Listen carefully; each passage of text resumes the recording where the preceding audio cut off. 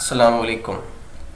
मोहतरम मंजूम सलीमी साहब के यूट्यूब चैनल ख़याल के लिए एक उर्दू नज़्म पेश खिदमत है जिसका उन्वान है फ्लैशबैक। फिर ख़यालात ने माजी की तरफ रुख पलटा, फिर दरीचों से गुलाबों की महक आने लगी। फिर वही जादुई चेहरे का फसूं छाने लगा, लज्जत शौक़ तमन्ना का मज़ा आने लगा। फिर मेरी खौफ में डूबी हुई आँखों ने हूबहू वैसे ही अय्याम मोहब्बत देखे, जिनमें हर सू कोई आवाज़ बुलाती थी मुझे। मैं किसी शख्स के सीने में धड़कता दिल था, मैं ज़माने के तग़य्युर से बरी रहता था।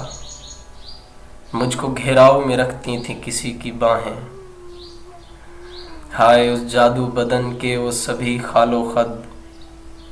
जिंदगी जीने के कितने ही बहाने थे कभी। अब ख़यालात फ़कत वजह सुकून काफ़ी नहीं, मैं भले इनके सहारे ही जिया जाता हूँ। मैं वफ़ाज़ात ख़यालात का कातिल भी नहीं, और उस दौर में जाने को मेरा दिल भी नहीं। यूट्यूब चैनल ख़याल को सब्सक्राइब लाजमी करें। शुक्रिया।